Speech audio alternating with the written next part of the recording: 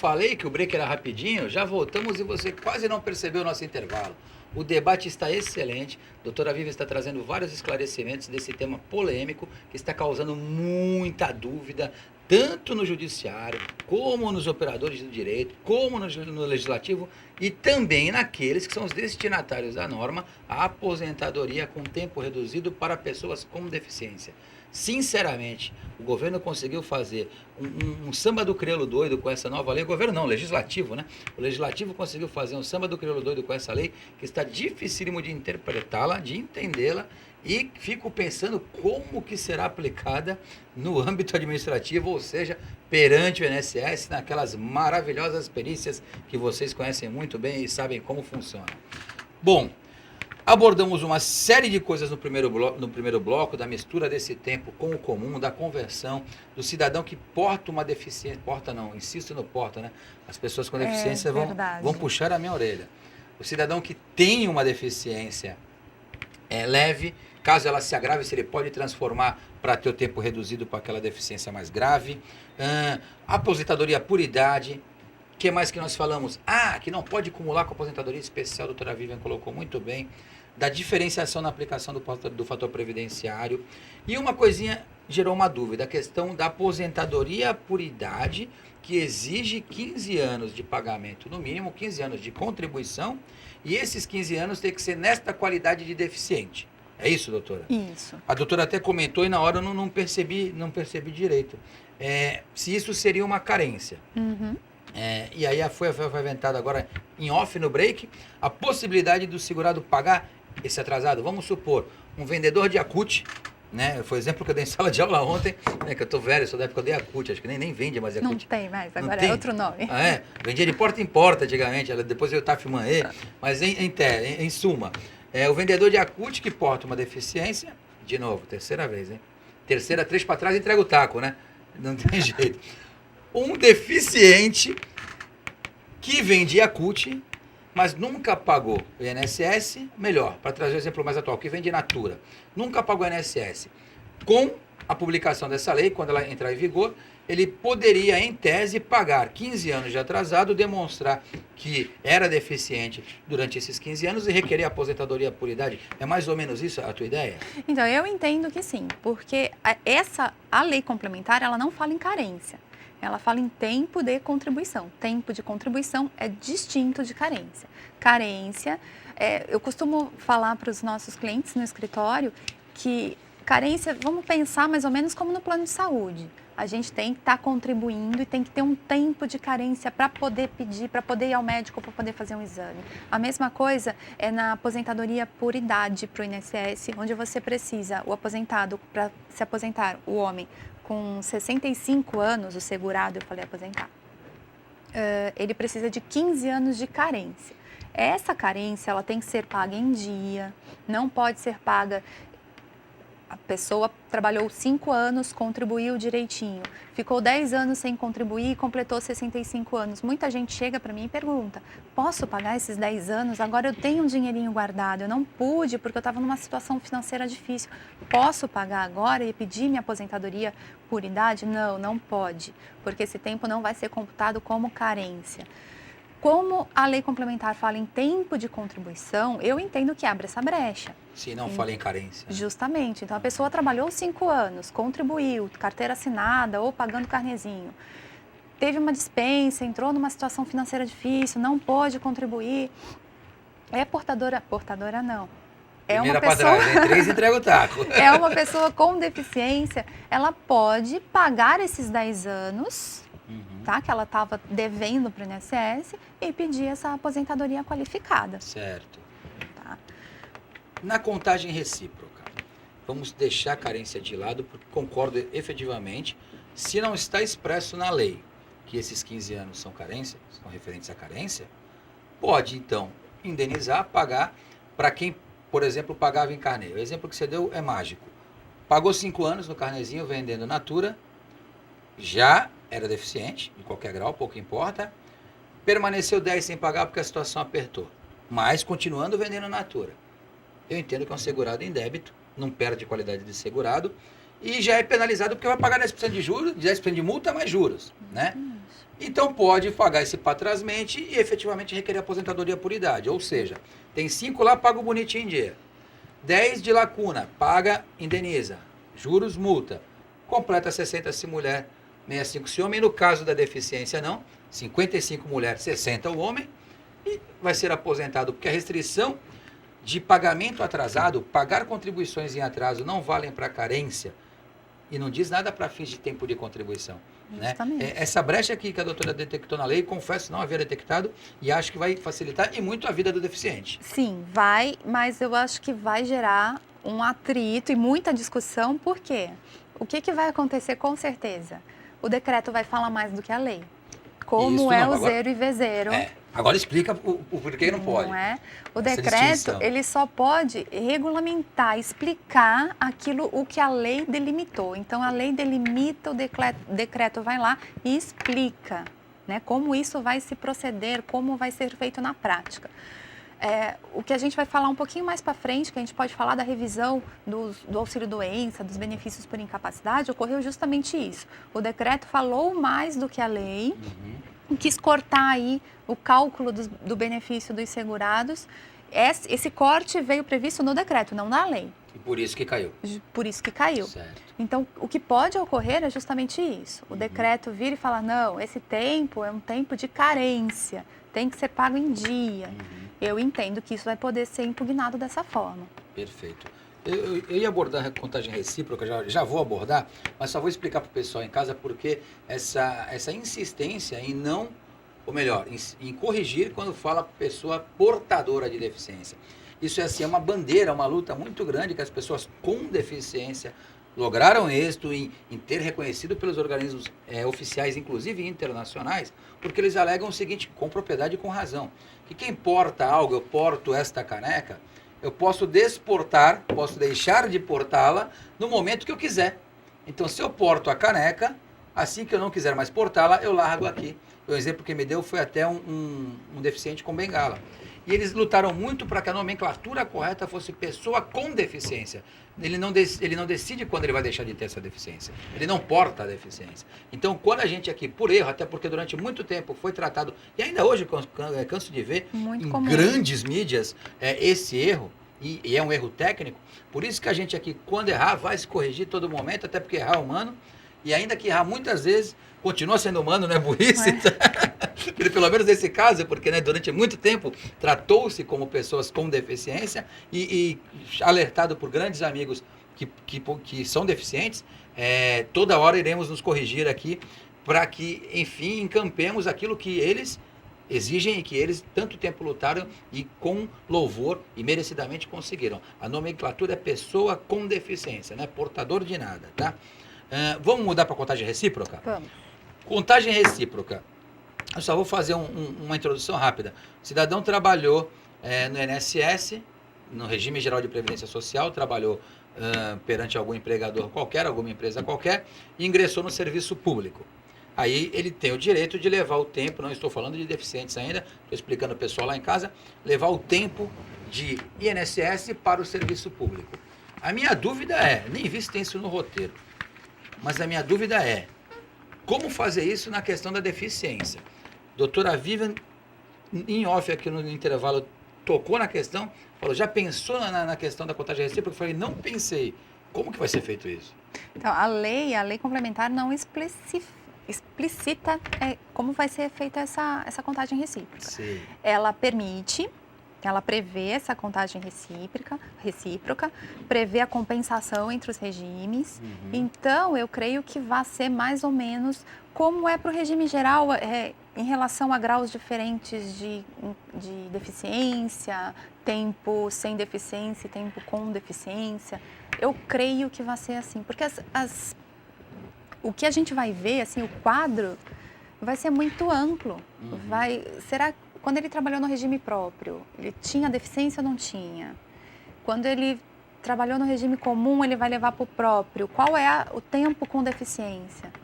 Então, vão surgir vários casos que vão ter que ser estudados e vistos caso a caso, realmente. Eu não cheguei a ler a lei, falha minha.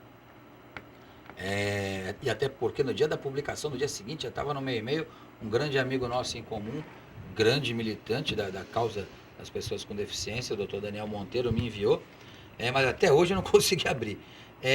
Trata dos dois regimes, a lei ou não? Só trata do regime geral? Trata dos dois regimes. Trata dos dois regimes, Trata dos dois regimes. Então, realmente, vai ser uma lambança essa... eu levo daqui... Porque o ato que vai instituir o grau de incapacidade, o que é leve, o que é média e o que é grave, é a perícia, né? E pode ter requisitos diferentes na esfera previdenciária, na esfera INSS, para a esfera regime próprio, para a esfera servidor público, Como né? existe, porque existem estatutos, regulamentos Sim. que especificam o que é incapacidade para cada benefício, para cada regime. Então, a gente vai ter uma pessoa com grau leve no regime geral e grau moderado no regime próprio? Sim. Pode acontecer Pode também. até ser que ela tenha um grau médio num regime, leve no outro, de acordo com a interpretação de cada regime. Sim. Até porque cada município tem o seu regime próprio, né? Ou em tese, a maioria deveria ter, pelo menos dos grandes municípios. E isso vai conflitar muito com aquilo que o INSS, que o regime geral, vai estipular enquanto grau de deficiência. Né? Justamente. Uma observação que me veio agora à mente, que também vai ser uma indagação na aplicação prática dessa lei, o tempo de deficiência. Há um tempo mínimo, a lei não explicita isso também. Tipo uma carência de deficiente para poder dizer que é deficiente ou para poder fazer uma transformação, Justamente, é isso? Porque o conceito de deficiência, ele fala... Perdão, deixa eu só voltar aqui. Impedimento de longo prazo. Né? O conceito da ONU, né? Da ONU, que foi utilizado na lei complementar. Sim. Né? O que é esse longo prazo? É uma pessoa será que a lei, o decreto, na verdade, vai trazer uma data, trazer um prazo? Não, a pessoa tem que ser deficiente por 10 anos? Tá? Eu entendo que aí se aplica aquilo que a gente aplica na Lei Orgânica da Assistência Social para o benefício assistencial, o LOAS, né, mais conhecido como LOAS. Longo prazo, 2 anos.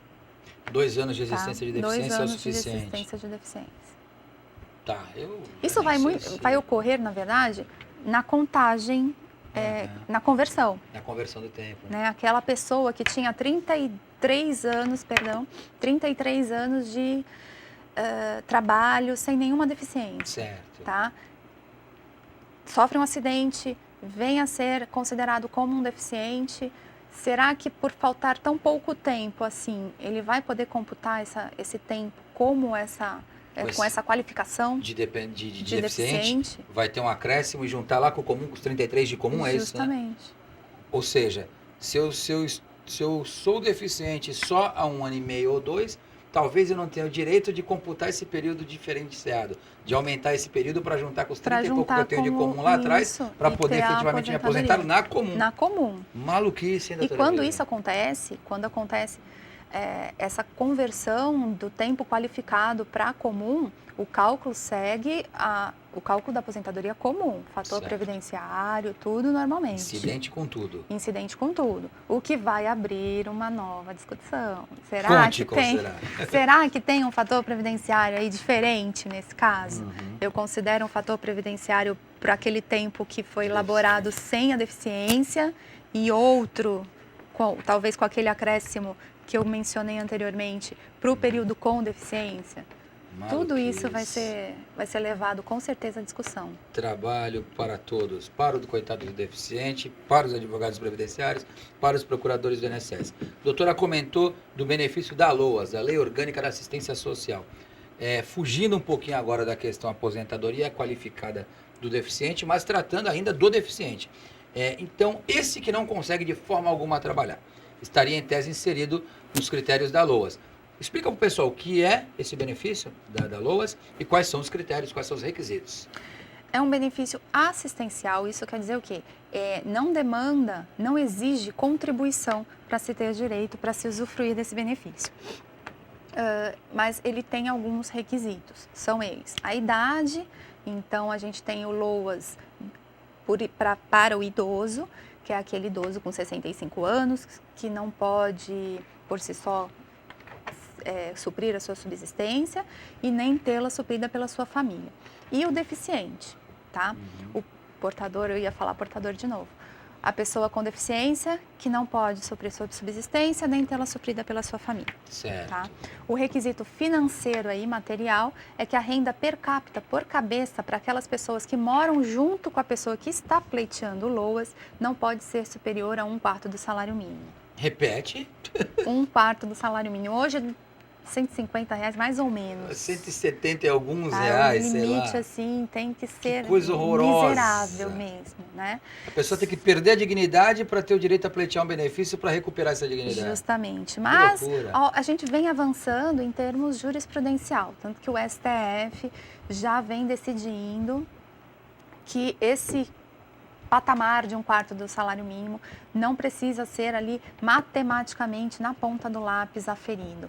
Pode ser aferido por outros meios. Certo. Então, a doença dela ou a deficiência dela exige um alto custo, exige muito remédio, fralda. Ela tem um gasto que às vezes a família até tem uma renda maior, mas por conta desse gasto todo, o que sobra não dá para as suas necessidades básicas, não dá para comprar comida.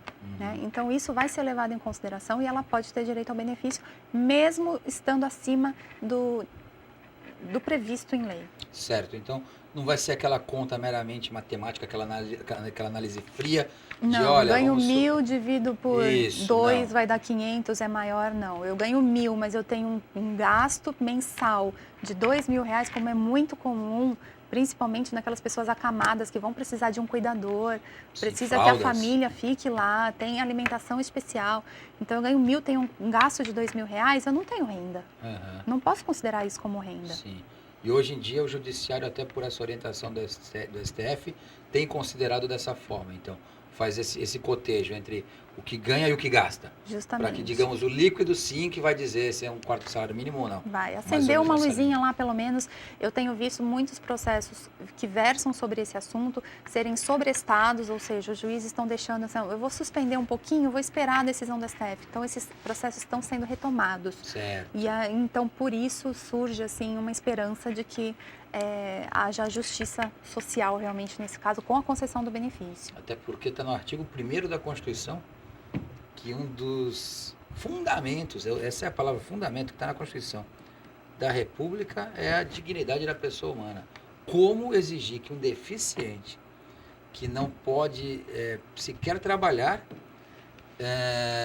tenha a renda per capita da sua casa inferior a 1/4 do salário mínimo? Isso é condenar à morte, né? É efetivamente condenar à morte. É resgatar o extinto auxílio funeral. Você vai exigir que o cara, para ter direito a um salário mínimo por mês, ganhe menos de 1/4, mata logo e... Pô, brincadeira, né? Ainda bem que é uma luz empunhada pelo judiciário, dessa feita através do STF, né? Já que você tocou, só mais um pouquinho de LOAS, doutora Vivian, diz uma coisa para mim, se esse deficiente que recebe LOAS, por um milagre dos deuses ou da medicina, recupera a sua capacidade de trabalho, reduz essa deficiência de gravíssima para grave, média ou até leve. Ele pode requerer a suspensão do benefício LOAS e ir para o mercado de trabalho, se ele tiver uma proposta? Pode e deve. Ah, tá. Porque eu acho que é realmente isso que tem que ser fomentado. É o trabalho que vai dar o estímulo para a pessoa, é o trabalho que dignifica a pessoa mesmo, o ser humano. Então, eu acho que ele vai suspender, vai parar de receber o LOAS, vai para o mercado de trabalho, vai receber seu salário e vai poder ter direito a essa aposentadoria qualificada. Perfeito. É o trabalho que dignifica o ser humano. Sim. Então a tua dignidade está lá em cima, né? Porque pelo que eu te conheço, trabalha que nem uma louca. Eu desde que fui para a Bahia, a minha está lá embaixo. Estou sem dignidade nenhuma. Deixa eu te falar uma coisa, eu sou um indigno. Vica, vamos tratar de revisão do auxílio-doença, que com muito estardalhaço o INSS anunciou que ia pagar todo mundo em decorrência de uma ação civil pública, óbvio, porque bondade eles nunca fazem, mas está tendo muito problema na questão da cartinha que eles estão enviando. E o acordo feito na ação civil pública parece que é realmente repugnante. Explica isso para o pessoal. Então, essa revisão, ela existe já há muito tempo, Posso começar a explicar do começo? Pode, Então, desde o início. a revisão, elas consiste Temos no tempo. seguinte, no cálculo do benefício do auxílio-doença, principalmente. Na verdade, é dos benefícios por incapacidade, mas eu vou salientar mais o do auxílio-doença, que eu acho que é o mais comum.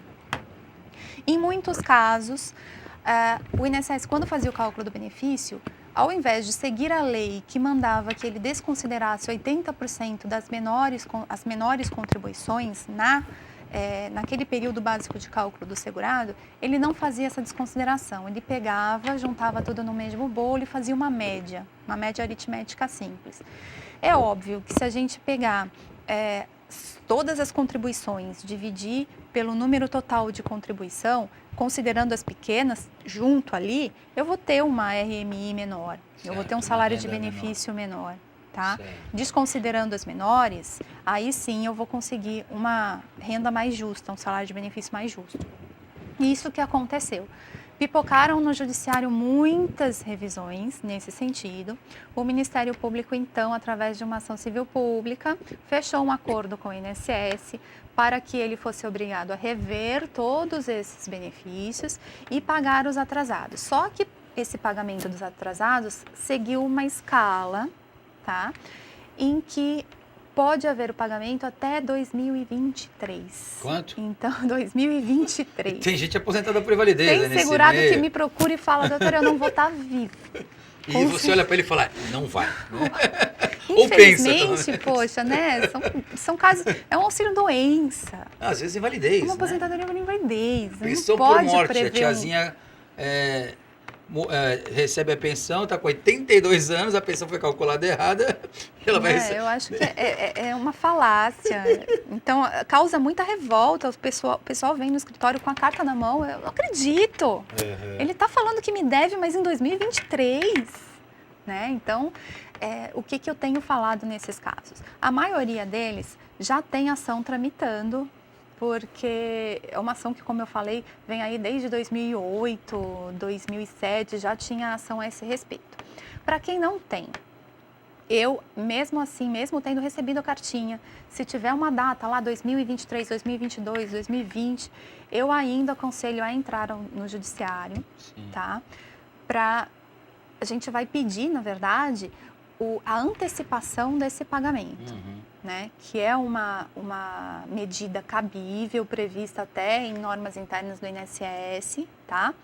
Afinal, houve uma confissão do INSS sobre o que lhe deve. Não tem mais processo.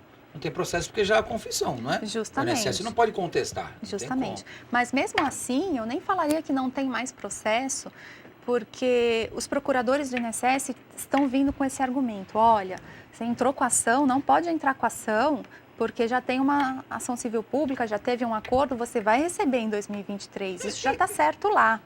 Então, estão falando para os juízes, nega esse pedido aí, extingue essa ação, porque não tem cabimento.